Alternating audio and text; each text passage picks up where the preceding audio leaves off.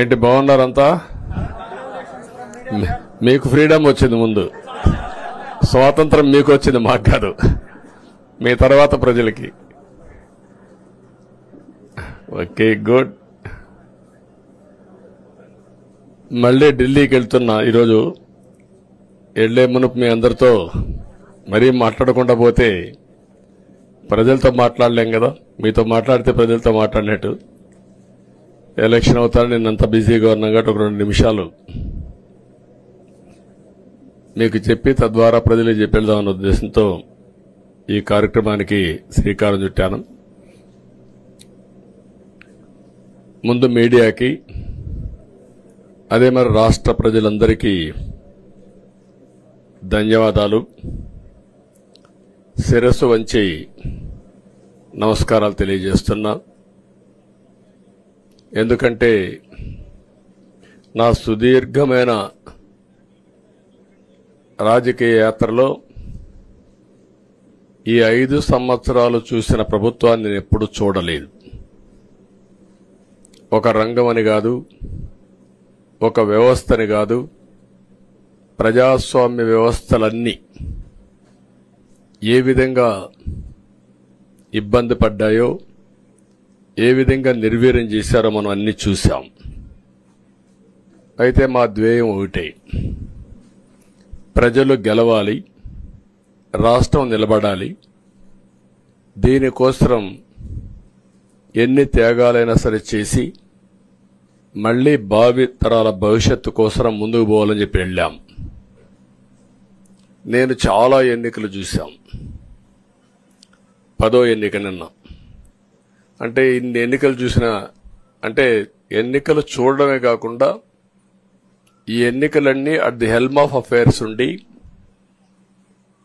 ఎప్పటికప్పుడు సమీక్షలు గాని ఇవన్నీ నిర్వహించడం కూడా చేశాం.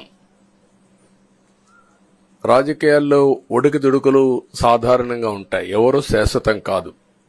దేశం శాశ్వతం, ప్రజాస్వామ్యం శాశ్వతం, రాజకీయ పార్టీలు శాశ్వతం, అధికారం అశాశ్వతం. రాజకీయ పార్టీలు కూడా సక్రమంగా ఉంటే మళ్లీ ప్రజలు ఆదరిస్తారు. లేకపోతే రాజకీయ పార్టీలు కూడా, చాలా పార్టీలు కనుమరుగైపోయినాయి. వ్యక్తులు కనుమరుగైపోయారు, రాజకీయ పార్టీలు కనుమరుగైపోతాయి. కానీ ఇంత హిస్టారికల్ ఎలక్షన్ నేను ఎప్పుడు చూడలా. నా జీవితంలో చాలా ఎలక్షన్స్ ఫేస్ చేసాం, కానీ వేవ్ కనపడేది, వ్యతిరేకత కనపడేది. కానీ ఈ ఎలక్షన్లో ఎక్కడో అమెరికాలో ఉండే వ్యక్తి ఒక 5 లక్షలు 10 లక్షలు ఖర్చు పెట్టుకొని నేను రావాలి, ఓటేయాలి, రాష్ట్రం నిలబడాలి, ప్రజలు గెలవాలి అనే ఆవేదనతో వచ్చారు. ఎక్కడో పక్క రాష్ట్రాల్లో ఎక్కడో కడుపు నిండడం కోసం కూలి పనులకైనటువంటి వ్యక్తులు, పాచి పనులు చేసుకునే వ్యక్తులు సొంత డబ్బులు పెట్టుకొని నేరుగా ఇక్కడ రైల్వే స్టేషన్లో చూస్తే, బస్టాండ్లో చూస్తే భోజనం కూడా ప్యాక్ చేసుకొని తీసుకొచ్చి ఇక్కడ భోంచేసి ఓటేసే పరిస్థితికి వచ్చారు. ఈ కమిట్మెంట్ ని ఏ విధంగా వర్ణించాలో నాకైతే అర్థం కాదు. ఏ విధంగా వాళ్ళని అభినందించాలో కూడా అర్థం కాని పరిస్థితి. అనేక ఎన్నికల్లో అనేక అనుభూతులు చూశాం. కానీ మేము అన్ని ఎన్నికల కంటే ఇది ఒక తెలుగుదేశం పార్టీ చరిత్రలో, ఆంధ్రప్రదేశ్ రాష్ట్ర ప్రజల చరిత్రలో సువర్ణాక్షరాలతో లిఖించదగ్గ ఎన్నిక. ఇది ఒక హిస్టారికల్ ఎన్నిక. ఆగస్టు క్రైసిస్ తర్వాత, ఎన్టీ రామారావు గారు పార్టీ పెట్టిన తర్వాత 83లో మేము గెలిచాం. అప్పుడు 200 సీట్లు వచ్చాయి. కొత్తగా పార్టీ పెడతానే ఎన్నికలకు వెళ్లి 9 నెలలు అధికారంలోకి వస్తే 200 సీట్లు వచ్చాయి. 94లో మీరు ఒక్కసారి చూస్తే ప్రజా వ్యతిరేకం వల్ల 3 ముఖ్యమంత్రులు మారడం వల్ల ఆ రోజు మీరు ఎన్నికలు చూస్తే దగ్గర అపోజిషన్ పార్టీకి రిక్వైర్డ్ నెంబర్, అంటే అపోజిషన్ లీడర్గా వచ్చే స్టేటస్ రాకుండా వచ్చాయి. అవన్నిటిని వర్పించే విధంగా ఈసారి ఊహించని విధంగా వచ్చింది. అంటే దానికి కారణాలు నేను ఎక్కువ చెప్పక్కర్లేదు. అనుభవించిన ప్రజలకి అర్థమవుతుంది. ఎప్పుడైనా సరే ప్రజాస్వామ్యంలో ప్రాథమిక హక్కు మాట్లాడే స్వేచ్ఛ. ఆ స్వేచ్ఛనే కోల్పోవాల్సి వచ్చింది. అదే కాదు, బ్రతికే స్వేచ్ఛ, ఆస్తులు పెట్టుకునే స్వేచ్ఛ, ఇవన్నీ కోల్పోయే పరిస్థితి వచ్చింది. అందుకే మీరు చూస్తే మొన్న ఎలక్షన్లో సరే ఏ విధంగా మేమందరం కలిసాం అవన్నీ మాకంటే ముందు మీకే తెలుసు.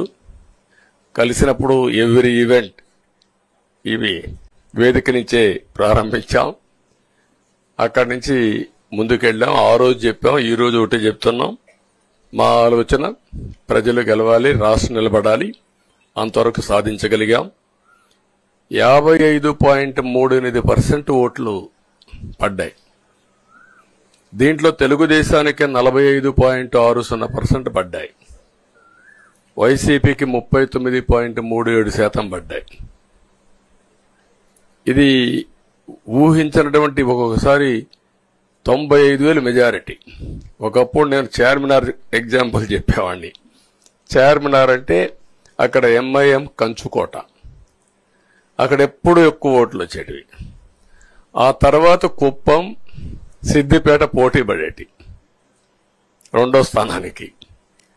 అప్పుడు కూడా 70,000, 80,000, 50,000 కాడ ఆగిపోయేవాళ్ళం. ఈసారి 95,000, 94,000, మళ్ళా 92,000, 91,000.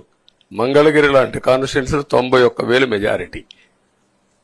ఏ విధంగా అభివర్ణించాలో నాకైతే అర్థం కాదనమాట. అంత ఇదెళ్లిపోయినాయి.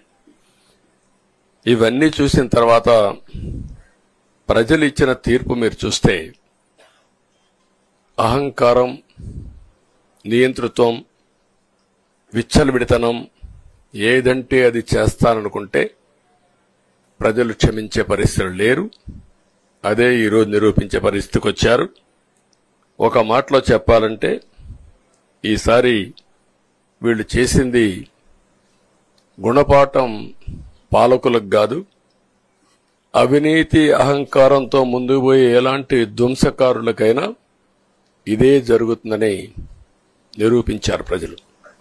దానికి మనస్ఫూర్తిగా అభినందిస్తున్నా. అదే సమయంలో 5 సంవత్సరాలు మా కార్యకర్తల పడిన ఇబ్బందులు, చాలా మంది స్లీప్లెస్ నైట్స్, కంటి నిండా నిద్రపోని పరిస్థితి. అక్కడి నుంచి నేను చూస్తే చాలా కడాన మనిషిని హింస పెడుతూ, నువ్వు ప్రాణంతో బతకాలంటే జై జగన్ అనమంటే జై తెలుగుదేశం, జై చంద్రబాబుని ప్రాణాలు వదిలిన సందర్భం చంద్రయ్య. ఇది తలుచుకుంటే ఆ కమిట్మెంటే, ఆ త్యాగాల ఫలితమే ఈరోజు ప్రజాస్వామ్యాన్ని కాపాడుకోగలిగాం. మా కార్యకర్తలకే కాదు, మీడియా 5 ఏళ్లు మీరు పడిన ఇబ్బందులు, మీరు కోర్టుల చుట్టూరు తిరిగిన ఇది, మిమ్మల్ని సిబిసిఐడి ఆఫీసులో పెట్టి వేధించిన విధానం, అవి తలుచుకుంటే ప్రజాస్వామ్యమే సిగ్గుతో తలంచుకోవాలి. అలాంటి సంఘటనలు జరిగాయి. మేనేజ్మెంట్ని ఒకరినని కాదు, ఎవరినైనా పట్టుకురావచ్చు, ఏదైనా చేయొచ్చు అనే ధీమా వచ్చేసి ఇష్టానుసారంగా ప్రవర్తించే పరిస్థితికి వచ్చారు. అదే సమయంలో ప్రజల మీద, మా పార్టీ మీద సరే, ఈవెన్ జనసేన, పవన్ కళ్యాణ్, ఆయనకు కూడా స్వేచ్ఛ లేదు. ఎక్కడైనా సరే విశాఖపట్నానికి వెళితే ఉన్న పళంగా విశాఖపట్నం నుంచి వెకేట్ చేయాలని తిరిగి, అంటే నగర బహిష్కరణ, ఒక నాయకుడిని నగర బహిష్కరణ చేస్తే కారణం చెప్పకుండా ఇంకా వేరే వాళ్ళ కథ ఏముంటుందో మనం ఆలోచించుకోవాల్సిన అవసరం ఉంది. కేసులు పెడితే ఎందుకు పెట్టావు కేసు అని అడిగితే దానికి సమాధానం చెప్పకుండా ముందు నిన్ను అరెస్ట్ చేస్తున్నాం, తర్వాత కేసు డీటెయిల్స్ ఇస్తా ఉంటారు. ఇలాంటి చాలా జరిగాయి. ఇవన్నిటికీ పరిష్కారం కోసం ఈరోజు మనం చూసిన తర్వాత ఇది మాకేదో అధికారం అని మేము అనుకోవడం లేదు, ఒక బాధ్యత. మేము పాలకులమే కాదు సేవకులం అని చెప్పే నినాదానికి శ్రీకారం చుట్టారు. ఇవన్నీ గుర్తుపెట్టుకొని పనిచేస్తాం. నేను చాలా స్పష్టంగా సూపర్ 6 ఇచ్చాం. అదే మాదిరిగా ప్రజాగళం ఎన్నికల మేనిఫెస్టో ఇచ్చాం. ఇవన్నీ కూడా ప్రజల్లోకి బాగా వెళ్ళాయి. ఒక హోప్ క్రియేట్ అయింది. ఇవన్నిటి ఫలితాలే నిన్న వచ్చాయి. అదే మాదిరిగా మేము ఇక్కడ మీరు చూస్తే ఒక పక్క తెలుగుదేశం పార్టీ మొట్టమొదటిసారిగా పవన్ కళ్యాణ్ గారు ప్రభుత్వ వ్యతిరేక ఓటు చేరడానికి వీలు లేదు, ఈ రాష్ట్రంలో మళ్ళా ప్రజాస్వామ్యాన్ని గాని ఈ రాష్ట్రాన్ని కాపాడుకోవాల్సిన బాధ్యత ఉందని చెప్పి ముందుకొచ్చి ఈ యొక్క కూటమికి బీజం వేశారు. వారిని మనస్ఫూర్తిగా అభినందిస్తున్నాం. ఆ తర్వాత బీజేపీ కూడా ఈ కూటమిలో భాగస్వాములై ముగ్గురం కూడా మీరు ఒక్కసారి ఆలోచిస్తే ఒకరు ఎక్కువ ఒకరు తక్కువ కాకుండా ముగ్గురం కలిసి పనిచేశాం. భేషజాలు ఎక్కడా లేకుండా మేము ఏదైతే చెప్పామో ప్రజలు గెలవాలి, రాష్ట్రం నిలబడాలి, దీనికోసం పై స్థాయి నుంచి ఢిల్లీ నుంచి వచ్చినటువంటి బీజేపీ నాయకులు గాని ప్రధానమంత్రి అమిత్ షా గారు గాని ఇక్కడుండే పవన్ కళ్యాణ్ గాని తెలుగుదేశం పార్టీ కేంద్ర నాయకత్వం నుంచి కింది వరకు అందరం కూడా ఒక ట్రూ స్పిరిట్ తో పనిచేశాం. 175 అసెంబ్లీలు, 25 అసెంబ్లీలు అన్ని పార్టీలకు సంబంధించిన సీట్లుగా ఎన్డీఏలో భాగస్వాములుగా ఒక బాధ్యతతో ముందుకు పోయాం. అందుకే ఈ అనూహ్యమైనటువంటి విజయాన్ని సాధించగలిగాం. ఇక్కడి నుంచి బాధ్యత ఉంటుంది. ఆ బాధ్యతని ఏ విధంగా చేయాలనో అవన్నిటి కూడా ప్రణాళికలు తయారు చేసుకుంటాం. అంటే ఈ 5 సంవత్సరాలు జరిగిన విధ్వంసం మీరు ఒకసారి చూసిన తర్వాత ఇది ఒక 30 సంవత్సరాలకు ఎంత డ్యామేజ్ చేయాలనో అంత డ్యామేజ్ జరిగింది. వ్యవస్థలు విధ్వంసమయ్యాయి. మొత్తం ఎకానమీ కుప్పగూలిపోయింది. అప్పులైతే ఎంత చేశారో ఇంకా లోతు పోతే తప్ప మనకు తెలియదు. ఎక్కడెక్కడ చేశారో ఏమేం చేశారో తెలియదు. ఇంకొక పక్క ఎక్కడికక్కడ సహజ సంపద, ఒక శాండ్ కావచ్చు, మినరల్ వెల్త్ కావచ్చు, లేకపోతే ఏదంటే అది ఇంకా మాకు అడ్డే లేదు, ఏమైనా చేయగలుగుతాం, ఎవరైనా అడ్డొస్తే తొలగించుకుంటా పోతామనే ధీమాతో ముందుకు పోయారు. కొంతమంది భయపడి రాలేకపోయారు, ఎదిరించలేకపోయారు. నా కళ్ల ముందర ఒక రైతు చూస్తే ఆ పొలం పక్క నుండి ఇసుక తీసేస్తే అక్కడ భూగర్భ జలాలు ఉండవు, వ్యవసాయానికి నీళ్లు కూడా కొరత వస్తుంది, పక్క నుండే పొలాల్లో కూడా నీళ్లు ఉండవు. కానీ మాట్లాడే సాహసం చేయలేకపోయాడు. ఆయన కళ్ల ముందర ఆయన పొలంలో మట్టి తీసుకుపోతా ఉంటే ఎదిరించలేని నిస్సహాయ స్థితికి వచ్చాడు. మా వాళ్లు పోతే హౌస్ అరెస్టులు చేశారు. ఇవన్నీ చెప్పుకుంటూ పోతే ఒకటి కాదు, చాలా జరిగాయి. అవన్నీ కూడా ఏ విధంగా చేయాలనో చేస్తున్నాయి. మళ్లీ వ్యవస్థలన్నీ కూడా పునరుద్ధరించాల్సిన బాధ్యత ఉంది. అదే మరిగా మాకు ఒక 4-5 రోజులు ఇవన్నీ చూసిన తర్వాత డెప్త్కి పోయిన తర్వాత మీరు పేపర్లో రాసినట్టు గాని మేము మాట్లాడినట్టు గాని ఒక లెవెల్లో ఆగిపోయినాయని నా ఉద్దేశం. ఎందుకంటే నేను రాజకీయాలు 40 ఏళ్లు చూశాను. ప్రభుత్వాలను మేము అధికారం ఉన్నప్పుడు చూశాను, బాగు చేసి మళ్ళా అపోజిషన్కి వస్తానే వీళ్ళు నాశనం చేస్తే మళ్లీ నేను అధికారంలోకి వస్తానే దాన్ని బాగు చేయాలంటే ఎన్ని కష్టాలు ఉన్నాయో నేను చూశాను. ఒకప్పుడు పవర్ సెక్టర్ మీరు చూస్తే కరెంట్ ఎప్పుడు వస్తుందో ఎప్పుడు పోతుందో తెలియని పరిస్థితి నుంచి హైదరాబాద్ లో విద్యుత్ సౌధ దగ్గర రాఘవరెడ్డి ఉండేవాడు, కమ్యూనిస్ట్ లీడర్. నల్గొండ నుంచి రైతులు తీసుకొచ్చి సమ్మర్ వస్తే అసెంబ్లీ ఏప్రిల్లో ఉంటే గొడవలు. సగం టైం మేము కరెంటు కొరత పైనే చర్చించేవాళ్ళం. That were the days. అలాంటిది నేను 1999 నుంచి పవర్ సెక్టర్ రిఫార్మ్స్ తీసుకొచ్చి 2004కి సర్ప్లస్ బాధ్యతతో క్వాలిటీ పవర్ ఇవ్వడం మొదలుపెట్టాం. 2014కు మళ్లీ 22 మిలియన్ యూనిట్లు ఆంధ్రప్రదేశ్లో కొరత కరెంటు. వ్యవస్థలన్నీ నిర్వీర్యం అయిపోయినాయి.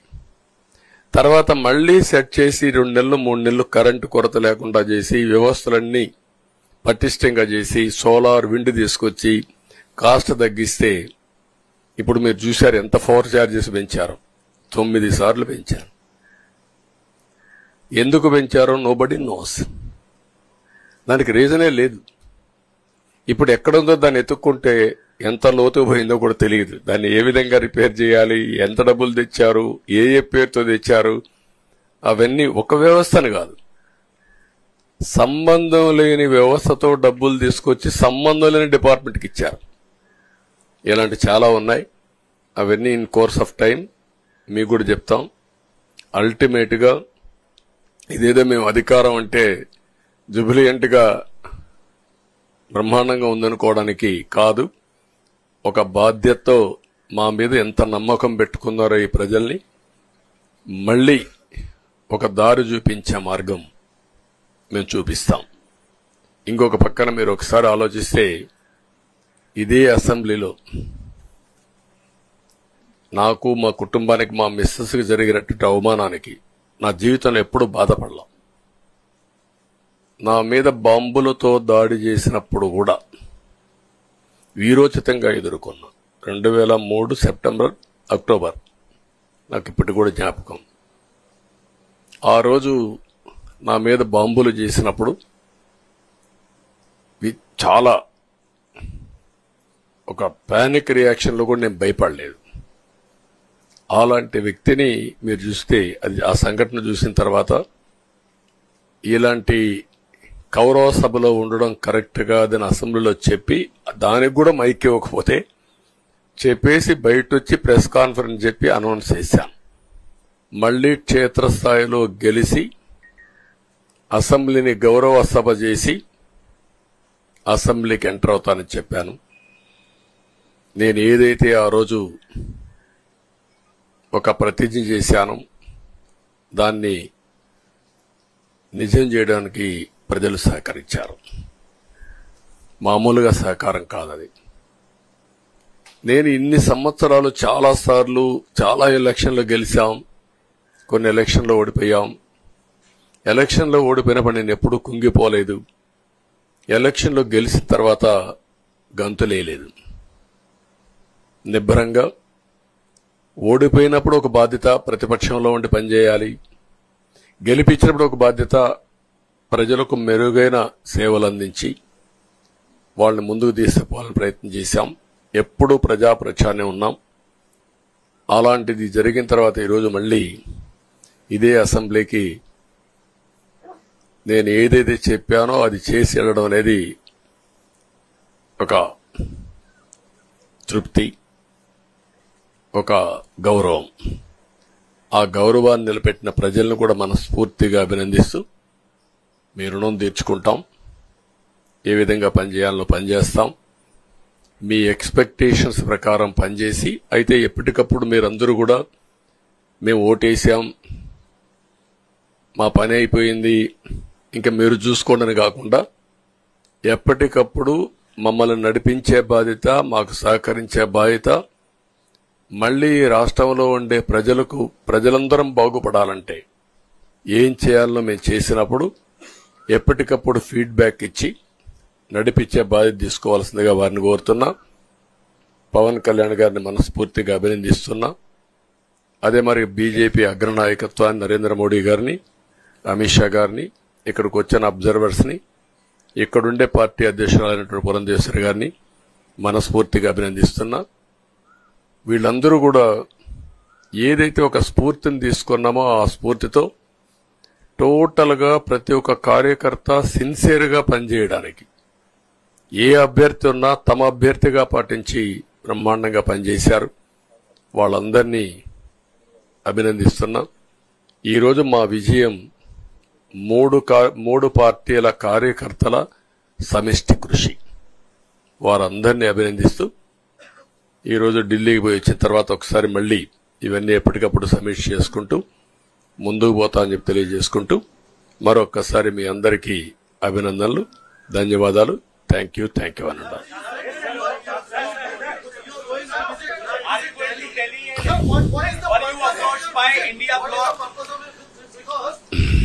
No, don't bother.